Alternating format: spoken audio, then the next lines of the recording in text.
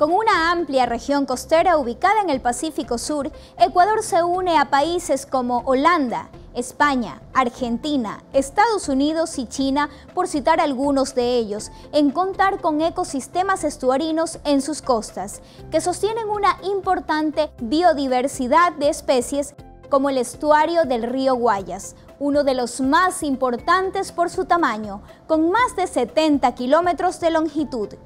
Debido a sus patrones de circulación de sistemas estuarinos y gracias a su condición de flujo de agua de mar y río, este ecosistema está sujeto a deposiciones continuas de sedimentos sobre el fondo del cauce. En esta emisión de Cienti, acompañaremos al personal naval del buque de la Armada Nacional a un proceso que se viene haciendo diariamente durante años: el dragado permanente del canal de acceso al puerto de Guayaquil, además de conocer la función que cumplen los manglares en la prevención de desastres naturales provenientes de las costas.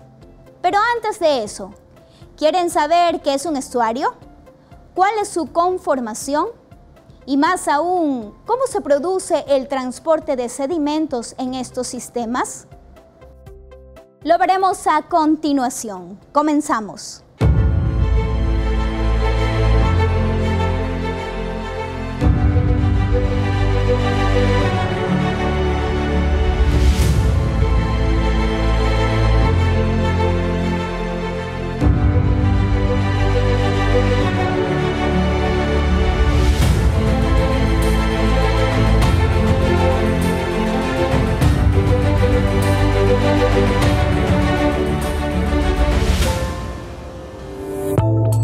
Estuarios, donde el agua fresca de los ríos se encuentra con el ancho y salado mar del océano. Hay muchos aspectos a rescatar de la vida en los estuarios, desde su vasta vida subacuática, su clima, su fauna marina, hasta la forma como el hombre saca provecho económico de sus recursos. Esta mezcla ideal de agua dulce y salada hace que la vida surja hasta en un 70% más que en otros lugares del planeta, ofreciendo así un amplio servicio medioambiental que beneficia a la gente y a la vida marina. Los organismos estuarinos, como plantas y helechos, previenen erosiones y estabilizan.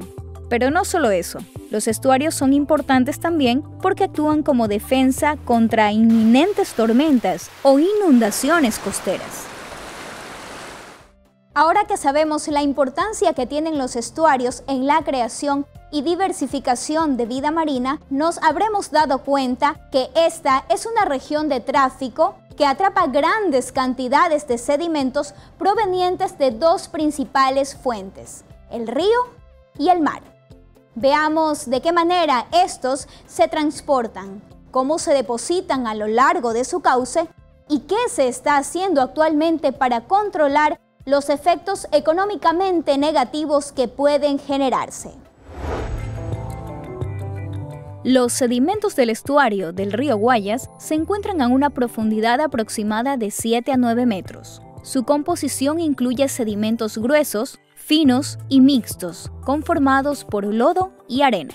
En el caso del lodo, encontramos el limo, compuesto por el polvo de rocas marinas y arcilla, siendo los más pesados y por ende depositados al fondo. Entre los sedimentos arenosos se encuentran en su mayoría partículas gruesas, medianas y finas. A este tipo de sedimentos se les conoce como no cohesivos, mientras que a los de origen lodoso se los conoce como sedimentos cohesivos porque se adhieren entre sí debido a su naturaleza cohesiva o viscosa. En resumen, los sedimentos se componen de esta forma: sedimentos mixtos, arena 10% de lodo, especialmente impermeable. No cohesivos, limo, arena, gravilla y demás partículas altamente impermeables. Cohesivos, partículas de limo, arcilla, lodo orgánico, etc. Para Indira Olivos, docente e investigadora de la SPOL, los sedimentos finos y gruesos tienen sus orígenes en dos mundos diferentes. Los sedimentos que se encuentran en ambientes estuarinos provienen de dos grandes fuentes. La primera es de la zona costera. Por acción de la corriente de marea, estos sedimentos son erosionados y transportados hacia el interior del estuario. Por otro lado, tenemos el aporte de las cuencas hidrográficas, ¿sí?, que al ser sometidas a precipitaciones y lavado de suelos, transporta sedimentos finos a través de la red hidrográfica hacia el estuario. Estos sedimentos finos, ¿sí?, se transportan en suspensión en el agua y es lo que da ese color achocolatado que es tan común para las aguas estuarinas. Los sedimentos finos se transportan en suspensión y se mantienen en suspensión, mientras que los sedimentos gruesos, por ser más pesados, se transportan cercano al fondo y son los primeros en lograr sedimentarse o depositarse. Pero también un factor que es muy influyente si hablamos de sedimentos en ambientes estuarinos es el transporte. Según el ingeniero fluvial de origen belga Leo van Bendegon, a quien se le atribuyen los primeros y más avanzados estudios morfológicos, se trata de tres principales principios. Primero, la capacidad de un río para transportar sedimentos depende de la fuerza de la corriente. Esto quiere decir que entre más grande sea la velocidad de la corriente, el fondo erosiona y cuando disminuye, se origina la sedimentación. Segundo, el sedimento no se mueve solamente por la corriente, sino también por la gravedad cuando el cauce está inclinado. En caso de pendientes transversales, la dirección del arrastre diverge de la dirección de la corriente. Y por último, tercero, la dirección del arrastre puede darse de forma helicoidal en las curvas de los ríos. A medida que la velocidad de corriente disminuye, cercano a la confluencia del agua de mar y el flujo del río, los sedimentos más gruesos tenderán a depositarse sobre el fondo del cauce, siendo capaces de ser resuspendidos por acción de la corriente.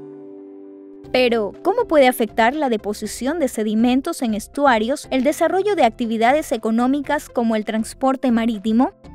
La continua sedimentación en estuarios puede disminuir la profundidad de navegación en canales de acceso a puertos como el de Guayaquil, limitando el calado de los buques que pueden ingresar.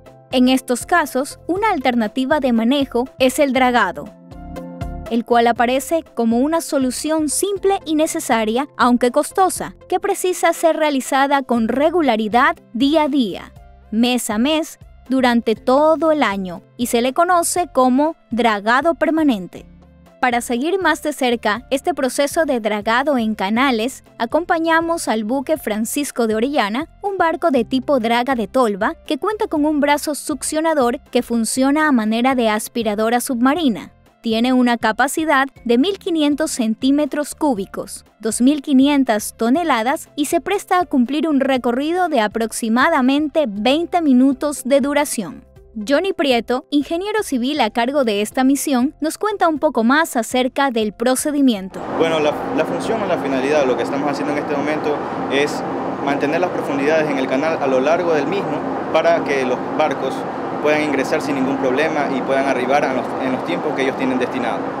Lo que hacemos es pasar por el sitio que nosotros tenemos designado y empezar a extraer el material por medio de un tubo de succión que a la vez tiene aquí en el mismo buque, tiene un sitio de almacenamiento que va a recoger todo ese material que estamos succionando en el fondo. El trabajo lo tenemos que realizar durante los 7 días de la semana, 24 horas, o sea, es un trabajo continuo, porque si nosotros tenemos un mínimo de tiempo que nosotros no estemos dragando, eso va a hacer que se generen sedimentaciones que pueden perjudicar las profundidades del canal. Nosotros hemos hecho un pequeño análisis en el cual determinamos que si nosotros no dragamos 1 kilómetro durante 30 días, se van a generar sedimentaciones alrededor de casi 15 centímetros en ese mes que nosotros no dragamos. Aproximadamente eso nos da alrededor de 1 centímetro por día si nosotros no dragamos en todo ese mes en 1 kilómetro de largo por los 120 metros de ancho que tiene el canal de navegación. Por otro lado, y no menos importante, los bosques de manglar proveen de una zona natural de inundación y trampas de sedimentos, que reducen la fuerza erosiva de la corriente de marea, logrando así reducir el transporte neto de sedimentos costeros hacia el interior del estuario. Estos sedimentos son los que se depositan primero sobre el fondo, por estar compuestos principalmente de arena. Es una cobertura vegetal, ¿no? Bastante importante porque está tan entrelazada entre sí que las raíces mismas impiden que el suelo se mueva por eventos de, vamos a suponer, un fenómeno del Niño cuando ocurren escorrentías bastante fuertes, ¿no? Evita que el sedimento que se encuentra atrapado allí se mueva de su sitio. Y viceversa, si viene un oleaje fuerte, la cobertura vegetal con tremenda cantidad de raíces entrelazadas evitaría el oleaje fuerte que entre al interior. Actúan como zona de amortiguamiento, ya sea para corrientes de aguas que bajan o oleaje que podría estar subiendo. Como son bastante altos también, llegan a 35 y 45 metros, también impiden que los vientos puedan tener un mayor impacto, desviando los vientos hacia la atmósfera.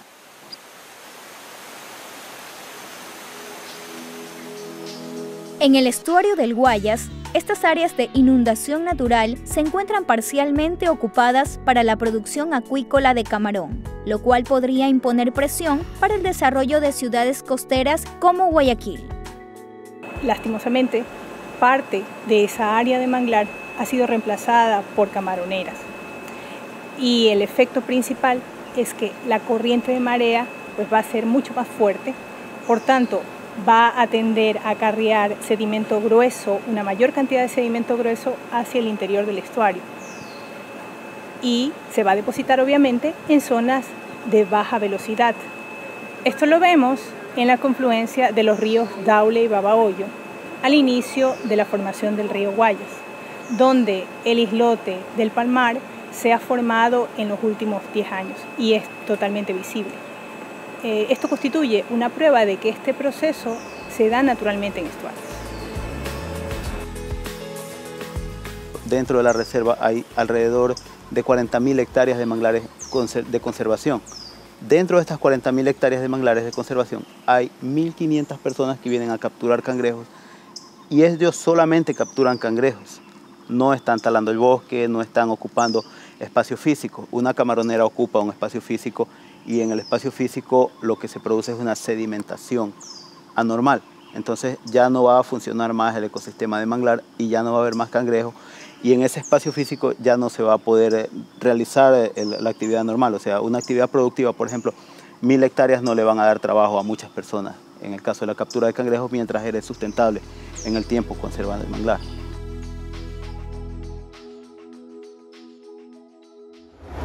La dinámica de sedimentos es un factor clave al momento de comprender el desempeño de los ecosistemas estuarinos y como pudimos observar, el control del mismo por medio de su dragado permanente beneficia directamente a la economía de ciudades, puertos como la nuestra. Pero gran parte de esa sostenibilidad se la debemos también al manglar, una perfecta barrera natural contra las inundaciones y tormentas, pero sobre todo porque protegen, oxigenan y reciclan los ambientes costeros de una forma natural y efectiva. Gracias por acompañarnos en un nuevo episodio de Cienti. Estaremos viéndonos. Hasta la próxima.